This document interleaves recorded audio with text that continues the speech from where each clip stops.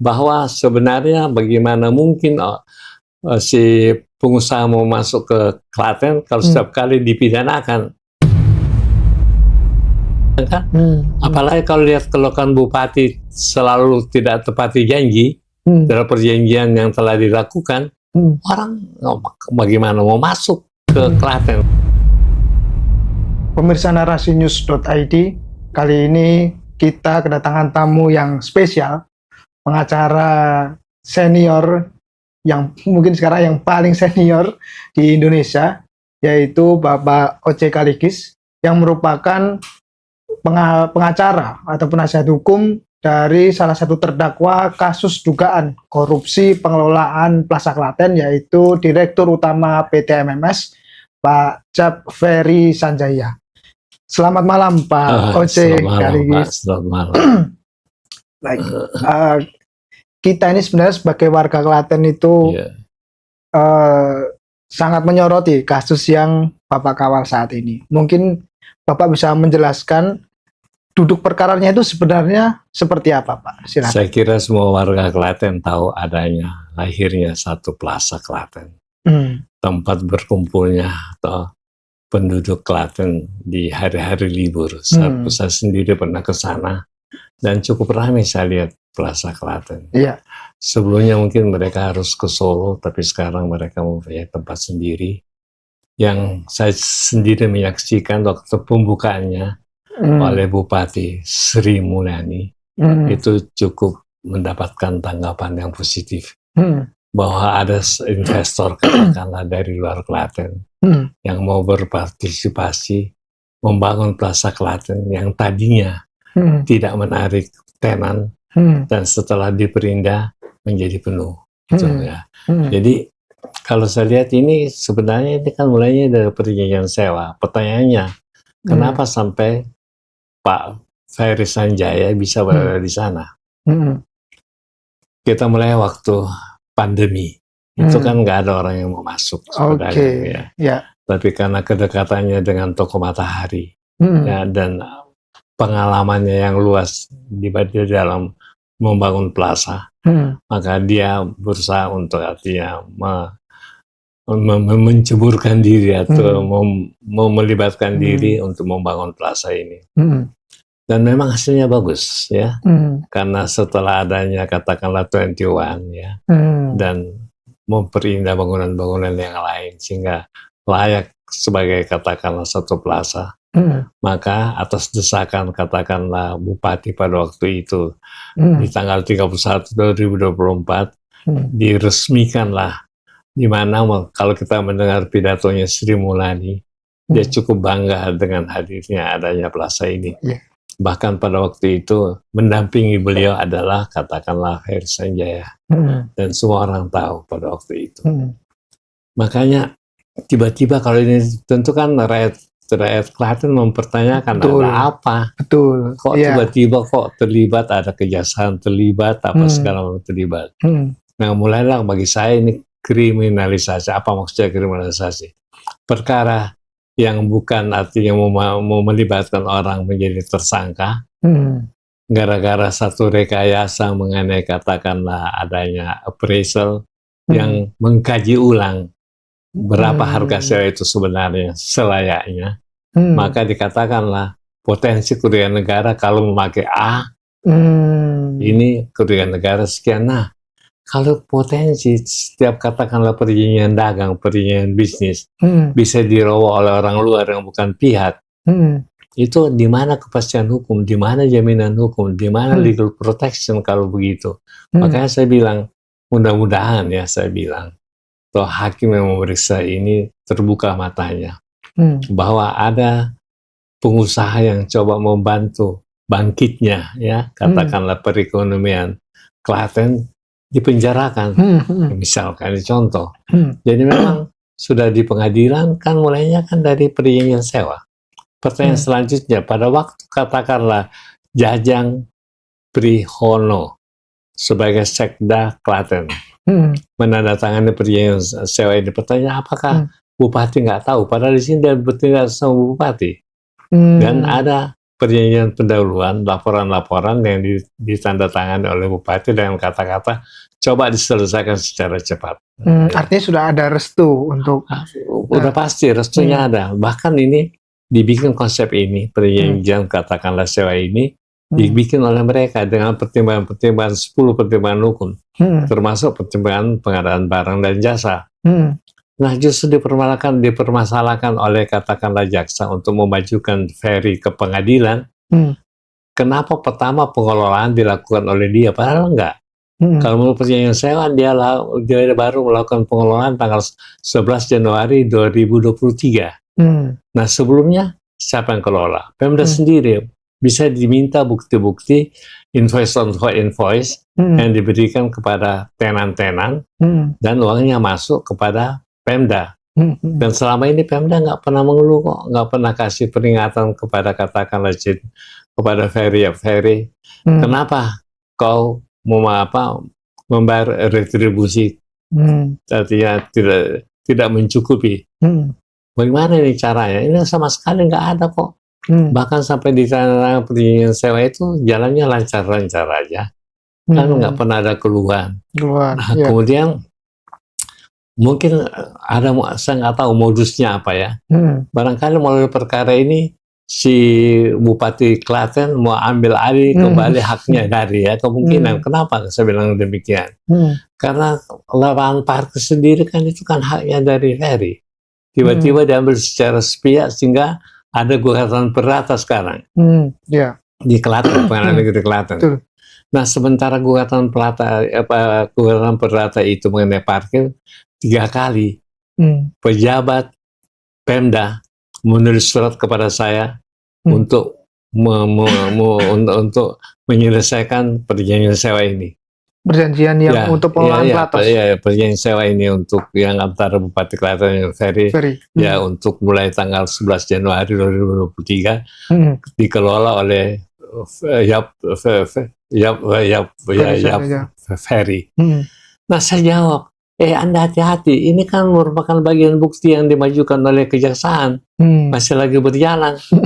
Apa maksudnya? Masa kalau saya tanda tangan, kita dua-dua masuk penjara, kita menggelapkan bukti yang dimajukan oleh jaksa dalam perkara korupsi belum selesai kok, udah 3 kali terus surat. Bersurat untuk membatalkan. Dia mau batalkan. Bagaimana mungkin dibatalkan ini? Udah dipakai sebagai bukti oleh jaksa. Justru di sini saya mau membuktikan bahwa yang kelola itu kan sampai 2022 akhir sampai 11 Januari adalah Bupati Klaten. Jelas kok. Silakan kita minta invoice yang bayar kepada dia. Dan selama itu nggak pernah ada keluhan, kecuali dia pernah kasih somasi kepada klien saya. Retribusi yang you bayar itu kurang. Tapi bagaimana dengan 40 tenan lainnya? Kan tenan lainnya kan lancar-lancar aja. Tenan lainnya juga nggak pernah mengeluh kenapa dia mesti bayar kepada katakanlah Bupati Klaten. Kenapa nggak bayar kepada si ferry? Sebenarnya ini masalah bagi saya udah clear. Cuma dibuat satu rekayasa dengan menimbulkan appraisal. Nah, kalau misalkan harga appraisal nggak menguntungkan secara bisnis, apakah kita bakat pada waktu itu kalau appraisal yang dipakai si ferry udah menguntungkan diri. Akhirnya kan ditandatangani, jangan menguntungkan diri dong. Karena kalau menguntungkan diri kan sia-sia itu gedung kan, nggak ada yang mau. Jangan lupa si MMS ini punya network untuk menarik tenan-tenan itu dan itu menguntungkan. Makanya saya pikir di mana ruginya si katakanlah, bayangkan ya, dari modal dengkul, kemudian BOT, kemudian banyak yang mau sewa, pemasukan loh, makanya saya berani katakan waktu ini masih kelihatan kumuh, pemasukan dari Klaten cuma 600 juta kok, 600 juta per tahun. Setelah masuk hampir 4 miliar. Apakah itu tidak menguntungkan? Dan dari mana sampai dapat 4? Karena karya dari katakanlah MMS. Betul. Ya, makanya mungkin saya mau beritahukan kepada rakyat Klaten, ya, bahwa sebenarnya bagaimana mungkin si pengusaha mau masuk ke Klaten kalau setiap kali dipidanakan. Itu kan, itu nggak membantu pembangunan ekonomi daerah kalau begitu. Ya. Tadi dikatakan masih potensial loss. Ya. Sebenarnya kalau dari kacamata hukum bagaimana itu Pak? Potensial loss tapi sudah dimasukkan. Potensial loss bisa bisa loss, bisa nggak loss. Potensial kemungkinan bisa. Tapi apa ukurannya? Kalau dipakai harga appraisal. Nah, perjanjian sewa kan adalah persetujuan antara yang menyewakan dan yang menyewakan. Ada pasalnya kok.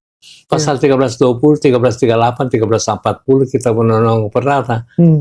Persetujuan kedua belah pihak untuk objek tertentu. Objeknya ini kan si Plaza Klaten. Jelas. Ya, kalau seandainya kita pakai sekarang katakanlah harga yang dimajukan oleh appraisal lalu nggak menguntungkan bagi pengusaha, katakanlah, loh pengusaha kan nggak mau, artinya melibatkan diri. Jadi pendapatan dari 40 tenan itu pasti belum tentu lagi 40 tenan itu mau masuk ke Plaza Klaten, karena dia nggak mempunyai, karena bupati nggak mempunyai network dan pedagang-pedagang kan. Apalagi kalau lihat keluhan bupati selalu tidak tepati janji dalam perjanjian yang telah dilakukan, orang bagaimana mau masuk ke Klaten, karena kan semua bisnis itu dengan perjanjian loh, karena terkandung di dalamnya kewajiban membayar pajak, kewajiban membayar PBB, kewajiban ini. Kalau nggak diatur dalam undang-undang gimana? Ya, jadi nggak ada kepastian dan tidak ada perlindungan hukum bagi katakanlah pebisnis. Bagi investor yang mau masuk. Nggak mau. Ya. Kalau dari dakwaan sendiri sebenarnya pasal yang didakwakan itu pasal akibat pengelolaan yang tidak memenuhi unsur karena tidak mau memakai katakanlah harga appraisal, maka toh negara dirugikan, dalam ini bupati kalian dirugikan sebesar 9 miliar ya, kalau nggak, atau 9 terakhir 6,5 miliar. Ya, 6,5 miliar ya. Dan itu disita, padahal itu uangnya dari Ferry sendiri. Ya, itu pun rekayasa, setelah di penjara saya nggak ada disuruh tanda tangan isi. Itu kan sita mesti uang negara, ini uang sendiri kok disita. Itu permainan itu ya. Tapi yang digunakan pasal 2 dan 3. Pasal 2 dan 3, kalau 3 sih udah pasti kita menang. Kenapa? Karena potensial itu sudah mendapatkan putusan MK tahun 2014 kali nomor 25 ya, bahwa potensial itu nggak boleh. Dan penyalahgunaan wewenang kan pejabat. Ini kan ya, makanya ini swasta. Gimana bisa kena pasal 3? Pejabat yang karena kewenangan yang melekat pada dirinya mau melakukan tindakan melawan hukum, menguntungkan diri sendiri, orang lain atau badan. Bagaimana si Ferry bukan pejabat dituduh korupsi? Itu aneh loh ini. Baru kali ini. Jadi kalau begitu semua pejabat, semua orang, semua pebisnis yang bukan pejabat bisa dituduh korupsi kalau begitu. Ya, padahal kan lahirnya undang-undang korupsi untuk membuat satu clean government, government loh, bukan clean businessman. Iya, betul. Ya. Logikanya aja sudah nggak jalan. Kalau yang pasal 2 gimana? Ya, pasal 2 memang secara, nah waktu ini dibikin, ada kerugian negara nggak? Kalau nggak ada, nggak tekan dong. Belum ada otomatis. Ya, ini nggak punya yang perdata. Dan kemudian dia punya laporan tahunan ya, 2022, 2003, 2004 kan. Ini kan misalkan sekarang 2000 berapa? 2023. Toh wajar tanpa pengecualian.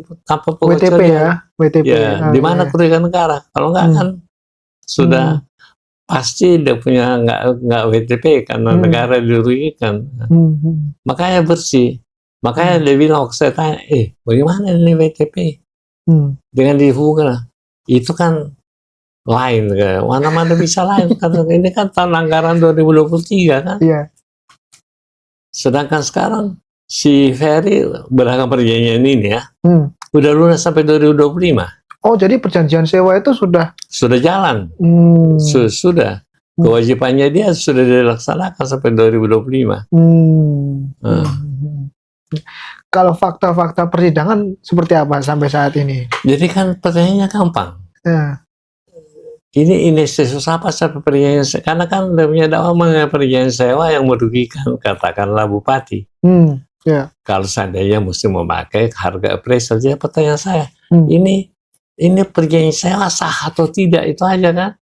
Oke. Pernah dibatalkan atau tidak? Ya. Bagaimana sejarahnya sampai perjanjian sewa ini ada? Kasih lihat itu yang ditandatangan oleh bupati kan?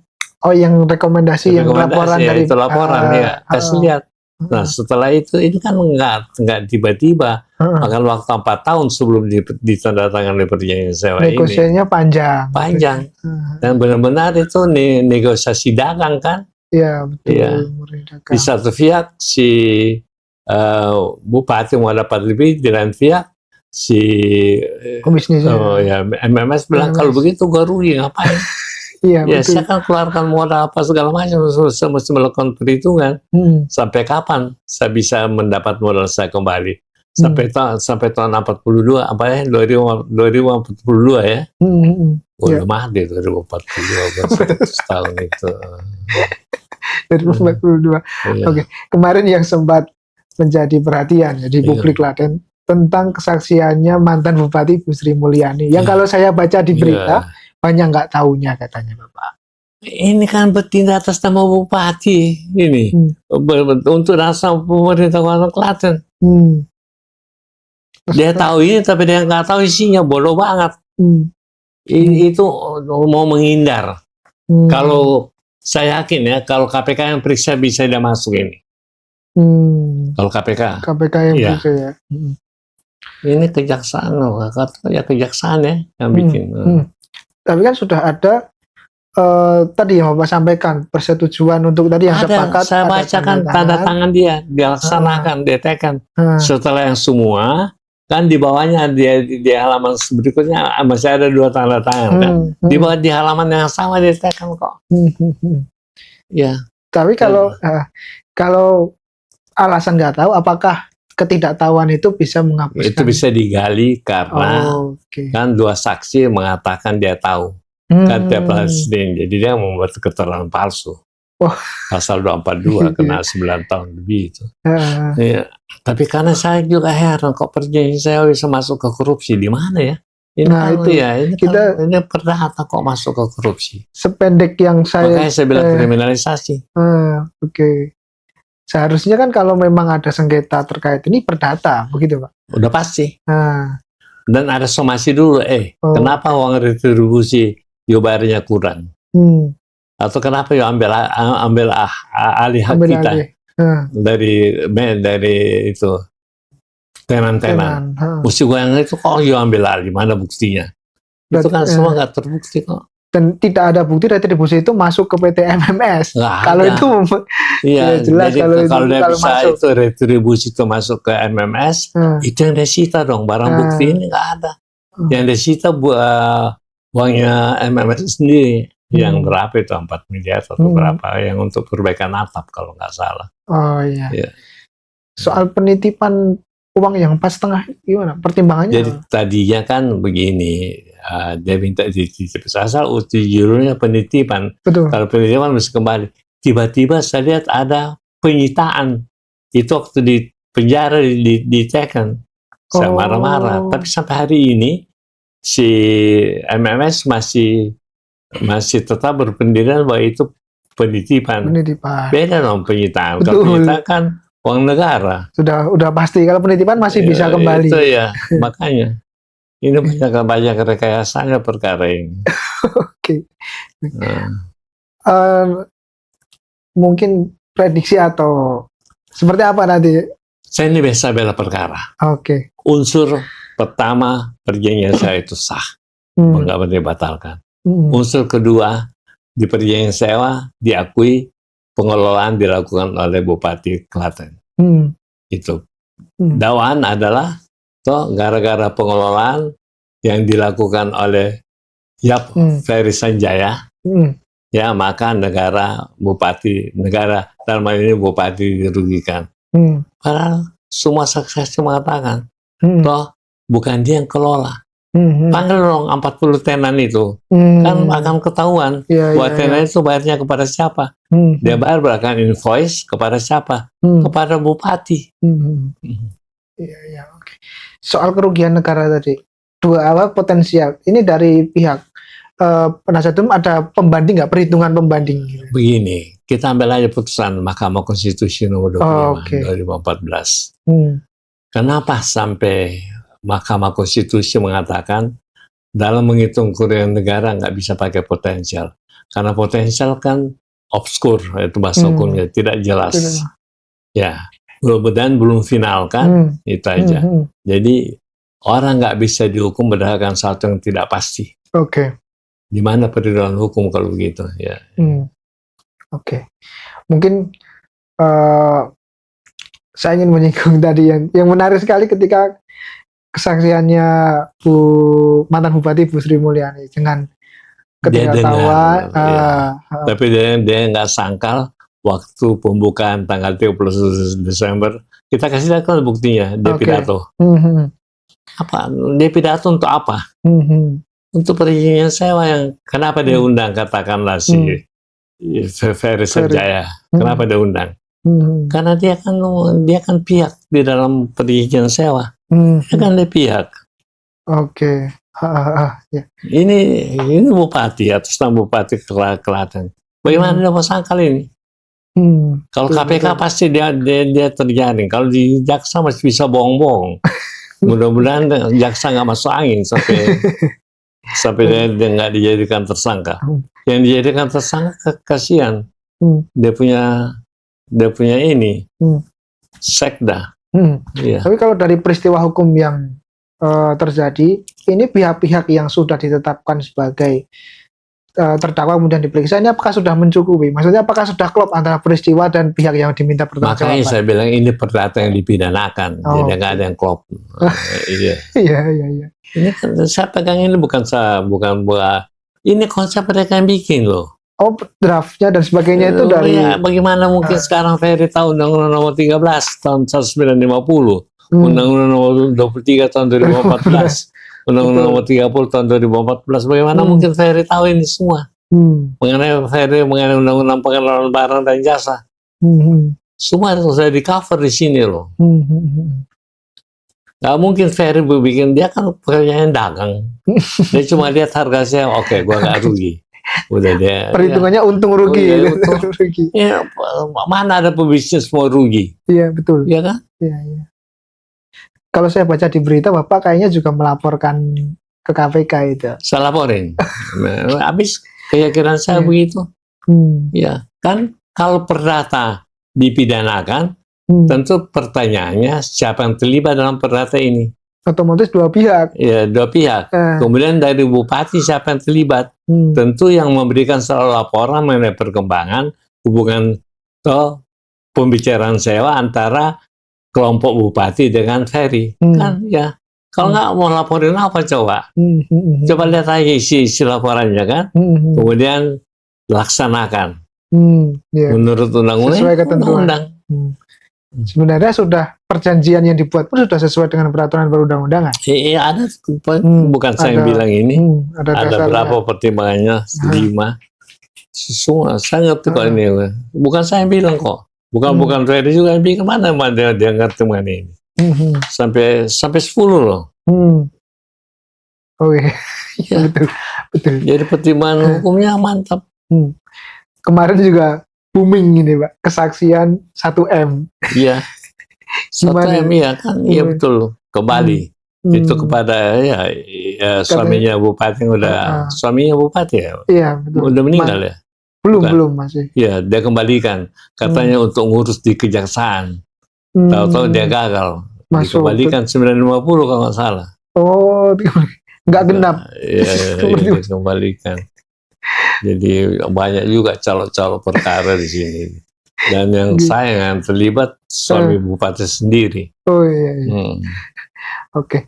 Mungkin setelah diskusi yang panjang ini tadi, untuk closing statement-nya terkait dengan peristiwa ini seperti apa, Pak? Saya mohon supaya penegak hukum jangan mengkriminalisasi seseorang khusus dalam kasus ini. Kalau ini sering-sering terjadi, tidak akan ada seorang pengusaha pun mau berusaha di Klaten. Gitu aja. Artinya karena nggak ada jaminan tentang kepastian hukum, perlindungan hukum. Oke. Pemirsa narasi.id, demikian tadi diskusi kita bersama dengan Pak OJ Kaligis, pengacara dari PT MMS. Dan saat ini juga kita menghadirkan dari anak direksi PT MMS, yaitu Bapak Andri, yang akan menyampaikan beberapa kalimat. Silakan Pak Andri. Isi. Ya. Atau free. Ya. Gimana Bapak? Ini apa yang akan disampaikan kepada masyarakat Klaten? Iya, saya sebagai anak dari terdakwa ya, Pak Jaferi Sanjaya, hanya ingin menyampaikan kalau memang kita benar merugikan negara, kalau memang kita benar merugikan negara, jaksa kan bisa ngecek rekening kita ya, betul ya Pak ya? Betul banget. Nah, silakan di-trace saja. Apakah ada aliran dana dari negara 1 rupiah pun ke rekening kita?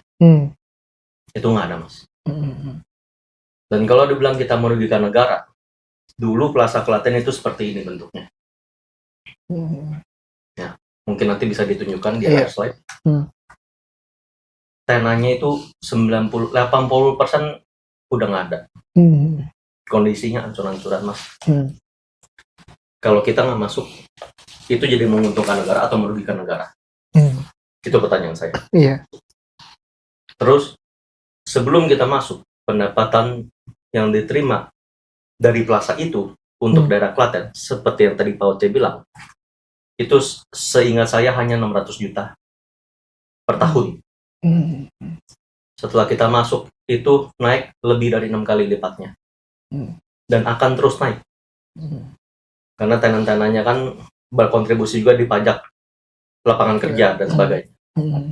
Jadi sekali lagi saya hanya ingin mengingatkan, kita tidak pernah merugikan negara. Kita malah menguntungkan negara. Dari saya itu aja. Oke. Baik, itu tadi closing statement dari anak direktur PT MMS. Sampai jumpa di podcast selanjutnya.